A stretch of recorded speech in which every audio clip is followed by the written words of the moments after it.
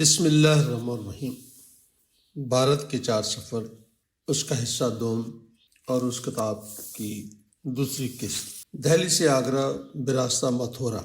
یاد رہے یہ ہم عام طور پر اسے متھرا کہتے ہیں، لیکن وہاں پر اسے متھورا ہی کہا جاتا ہے۔ ہم تینوں دوست لاہور سے بذریعہ ہوائی جہاز دہلی پہنچے، کارول باغ کے ایک ہوٹل میں قیام کیا۔ 2 دن تک دہلی کی سیر کرتے رہے، جس کی تفصیل وکاس بھائی نے الگ سے لکھی ہے، جسے کتاب کے آخر میں آپ دیکھ سکتے ہیں۔ دہلی میں 2 دن گزارنے کے بعد ہم آگرہ گئے۔ اس کتاب میں آگرہ کے سفر سے لے کر واپسی پاکستان تک کے سفر کی رویداد بیان کی جائے گی۔ آگرہ دہلی سے 220 کلومیٹر کے فاصلے پر واقع ہے۔ یہ فاصلہ کم یا زیادہ ہو سکتا ہے، جس کا انحصار اس روٹ پر ہے جو آپ اختیار کرتے ہیں۔ البتہ بذریعہ ہوائی جہاز یہ فاصلہ 170 کلومیٹر ہے۔ ہم نے بذریعہ بس آگرہ جانے کا فیصلہ کیا۔ ہوٹل والوں نے ہماری رہنمائی کی اور ہمارے لیے بس میں سیٹوں کا بندوبست کروا دیا۔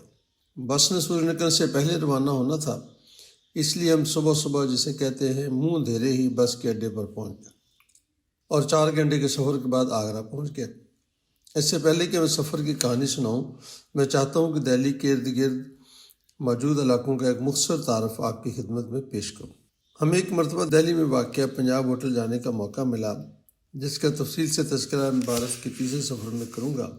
اس ہوٹل کے باہر کی دیوار پر ایک بہت ہی بڑا نقشہ بنا ہوا تھا۔ اس نقشے میں یہ دکھایا گیا تھا کہ پنجاب علی گڑھ سے شروع ہو کر پشاور تک پھیلا ہوا تھا۔ انگریزوں نے پہلے اس علاقے سے صوبہ سرحد یعنی موجودہ KPK کو پنجاب سے الگ کیا۔ تقسیم ہند کے وقت پنجاب 2 حصوں میں پٹ گیا، ایک پاکستان میں اور دوسرا بھارت میں، لیکن دونوں طرف اس کا نام پنجاب ہی لیا جاتا ہے۔ بعد ازاں بھارتی حکومت نے پنجاب کو 2 حصوں یعنی ہریانہ اور پنجاب میں تقسیم کر دیا۔ اب دہلی کے تینوں اطراف میں جو علاقہ ہے وہ ہریانہ اسٹیٹ ہے۔ بھارت میں صوبے کو اسٹیٹ کہتے ہیں، جبکہ پاکستان میں ہم صوبہ کہتے ہیں۔ میں اسٹیٹ کا لفظ ہی استعمال کروں گا۔ ہریانہ کا رقبہ 41,000 مربع کلومیٹر کے قریب ہے اور اس کی آبادی 2.5 کروڑ ہے۔ اس کی شمالی سرحد چندی گڑھ تک، جبکہ جنوب میں فرید آباد سے بھی آگے اورنگ آباد تک پھیلا ہوا ہے۔ مشرق میں اس کی سرحد UP کے ساتھ ملتی ہے۔ اس کے مغرب کی طرف پنجاب کا علاقہ ہے، جس میں پٹیالہ وغیرہ شامل ہے۔ اس سب سے ظاہر ہوتا ہے کہ ہمارا بہت سارا سفر ہریانہ میں ہی ہوگا، اور ہریانہ کے بعد آگرے تک کا سفر ہم UP میں طے کریں گے۔ UP یعنی اتر پردیش، اتر ہندی میں شمال کو کہتے ہیں۔ UP بھارت کی ایک بڑی اسٹیٹ ہے۔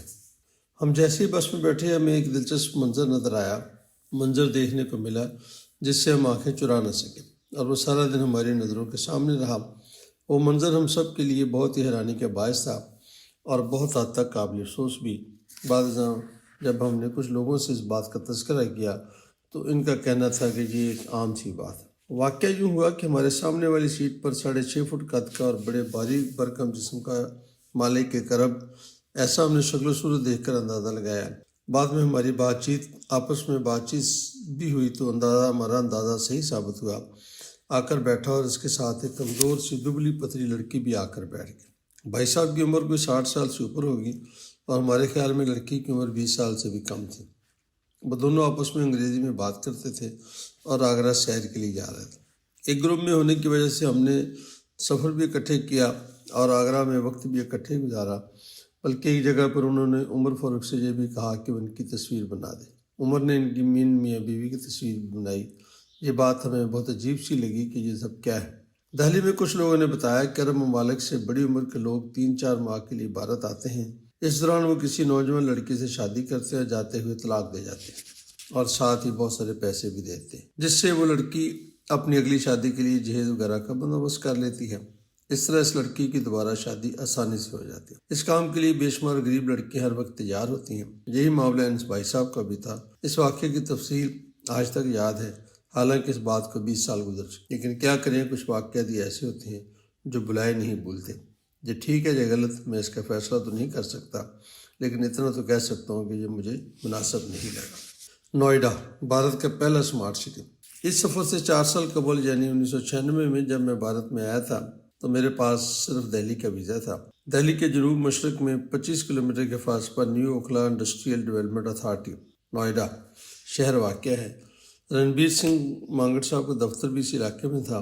ان کا گھر بھی اسی علاقے کے ساتھ فرید آباد میں تھا۔ انہوں نے مجھے نوئیڈا کے بارے میں بہت کچھ بتایا۔ جس کی وجہ سے میرے اندر نوئیڈا کو دیکھنے کی خواہش پیدا ہوئی، لیکن ویزا نہ ہونے کی وجہ سے میری وہ خواہش پوری نہ ہو سکی۔ آج جب ہم دہلی سے آگرہ جا رہے تھے تو ہماری بس کو نوئیڈا کے علاقے سے گزر کر جانا تھا، اس لیے مجھے شہر کو دیکھنے کا موقع مل گیا۔ اس شہر میں میرے اور آپ کے سیکھنے کی بے شمار چیزیں موجود ہیں۔ پہلی بار جب میں نے اس شہر کو دیکھا تو مجھے یوں لگا جیسے یہ شہر انتہائی خوبصورت ترتیب سے بسایا گیا ہے۔ بہت بڑے بڑے مال نظر آ رہے تھے اور صفائی ستھرائی کی بھی صورتحال بہتر تھی۔ اکثر جگہوں پر میڈیا اور آئی ٹی کے بورڈ لگے ہوئے تھے۔ ان سب چیزوں نے میری دلچسپی میں بہت اضافہ کر دیا۔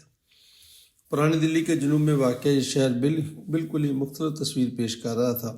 شہر کی تاریخ جاننا چاہیے تو پتہ چلا کہ یہ شہر 1976 میں سنجے گاندھی کی تجویز پر یو پی اسٹیٹ کے ضلع گوتم بدھ نگر میں بنایا گیا تھا۔ نوئیڈا بھارت کے ان 20 شہروں میں شامل ہے جو صفائی ستھرائی کے لحاظ سے بہت بہترین ہے۔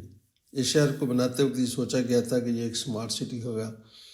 بھارت میں اس وقت کئی سمارٹ سٹی موجود ہیں، لیکن سمارٹ سٹی کا پہلا تصور اسی شہر سے لیا گیا۔ یہ شہر بھی دریائے جمنا کے کنارے واقع ہے۔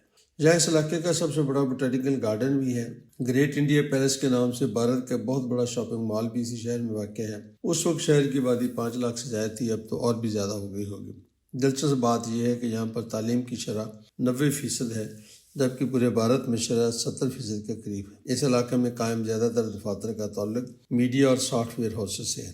جب ہم شہر سے گزر رہے تھے تو صبح کا وقت تھا، اس لیے زیادہ رش نہیں تھا، لیکن شہر کی صورتحال بتا رہی تھی کہ دن میں خاصا رش ہوتا ہوگا، لیکن اس کے ساتھ ساتھ صفائی ستھرائی کا تصور بھی واضح نظر آ رہا تھا۔ اس بارے میں مزید معلومات ان کی ویب سائٹ سے مل سکتی ہیں۔ میری دوستوں سے گزارش ہوگی کہ وہ نوئیڈا کی ویب سائٹ ضرور دیکھیں۔ یقیناً اگر ہم ایک اچھی کامیاب کوشش دیکھیں گے تو ہم میں بھی ایسا کرنے کا شوق پیدا ہوگا۔ میری یہ خواہش ہے کہ پاکستان میں بھی ایک سمارٹ سٹی بنایا جائے، وہ ایک ایسا شہر ہو جو جدید ترین ٹاؤن پلاننگ کو ظاہر کرتا ہو۔ امید ہے ہم کبھی تو ایسا سوچیں گے۔ ہم اسی خواہش کے ساتھ اپنا سفر جاری رکھے ہوئے تھے۔ اکثر مسافر سو رہے تھے، لیکن میرے جیسا فرد جاگنے کی کوشش کرتا ہے تاکہ زیادہ سے زیادہ چیزوں اور لوگوں کو دیکھ سکے۔ انشاءاللہ باقی اگلی قسط میں۔